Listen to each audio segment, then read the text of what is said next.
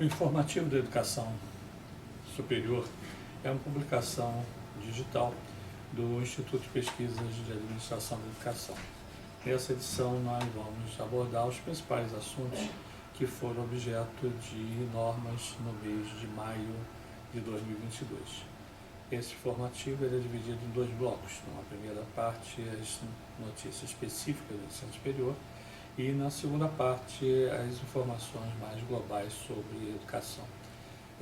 Nós temos como primeiro destaque, voltado ao ensino superior, a edição de uma portaria número 360, do dia 18 de maio, que estabelece normas sobre o acervo digital acadêmico.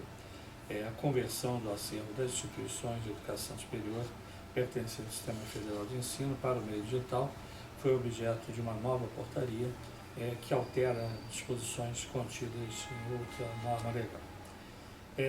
Também foi objeto de regulamentação nesse mês de maio a edição de guia de usuário dos serviços de acesso a dados protegidos e manual técnico para os núcleos de dados protegidos por parte do governo federal. Então nós temos hoje, principalmente no INEP, que guarda o grande número de acervo documental, acervo de informações, e tem um guia de usuário que estabelece as normas globais que podem ser, o que pode ser acessado e o que não pode ser naturalmente difundido pelo aspecto do sigilo da proteção de dados. Também destacamos que foi editada uma instrução normativa pela Receita Federal com normas sobre a isenção de imposto de renda e contribuições aplicáveis em instituições que aderirem ao ProUni. Então, é um assunto que interessa as mantenedoras todas, que as normas foram modificadas e estão aí disponíveis na Receita Federal.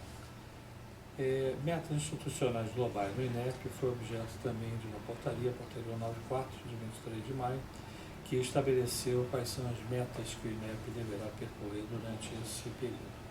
E temos uma meta de atingir 80% das avaliações em loco feitas na sistemática de cursos e instituições. Programa Universidade para Todos tiveram alterações. Foi editada uma lei, a Lei 14.350, do dia 25 de maio, que modifica critérios para o ProUni. Então, é importante observar, não é uma mudança geral, mas mudança em vários pontos da antiga lei do ProUni. E destacamos também os programas de pós-graduação, cenários de distribuição de cotas de estudos. Foi objeto de uma outra portaria 92, da CAPES, que estabeleceu esses critérios. Então, nós disponibilizamos o link para essa observação. E temos um último destaque desse conjunto específico do ensino superior, que é o trabalho da Comissão Técnica de Acompanhamento e Avaliação. A CTA é um órgão colegiado, dividido em várias câmaras, vários colegiados, subcolegiados, chamamos assim, que regulam e reavaliam as avaliações feitas pelos avaliadores do INEP. Então, nós temos aí uns critérios bem claros, bem definidos em termos de comissão e subcomissões, subcolegiados, e julgamos importante que destacássemos nessa edição essas normas que regulamentam o CTA. Fechamos assim esse bloco e voltamos com as informações globais. Nesse segundo bloco do nosso informativo, nós vamos abordar os aspectos que são globais da educação, envolvendo básica, superior, públicas e privadas. Então, destacamos logo de início a edição de uma lei, a Lei 14.333, do dia 4 de maio, que alterou a Lei de Diretrizes Básicas da Educação Nacional, para garantir mobiliário, equipamentos, materiais pedagógicos adequados à idade e às necessidades especiais de cada aluno. Então, essa lei ela exige que realmente as instituições de educação tenham equipamentos, mobiliário adequados a cada aluno.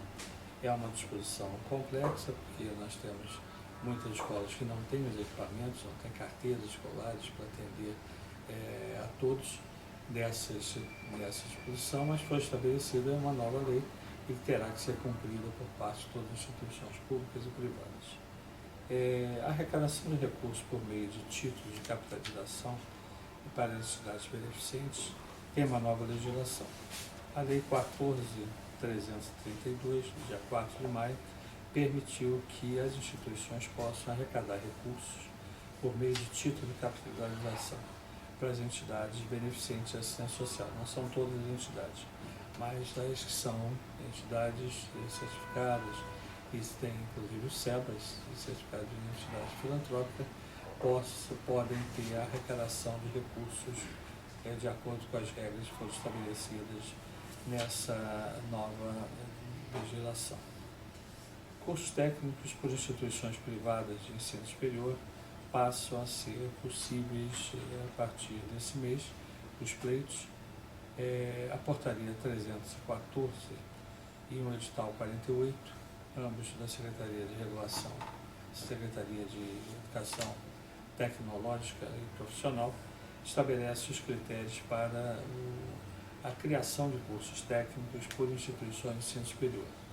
Já existia isso antes, depois houve um hiato, uma proibição, não é uma proibição, mas não foram abertos um novo edital, e agora veio a modificação da legislação e um novo edital, e as instituições podem fazer os pedidos de seus credenciamentos e autorização de cursos até esse começo de julho. Política Nacional de Recuperação da Aprendizagem na Educação Básica foi objeto de um decreto 11.079, de 23 de maio de 22. Então, definiu a política para a recuperação da aprendizagem. Isso não é muito fácil de resolver por decreto, mas o decreto tem esse objetivo.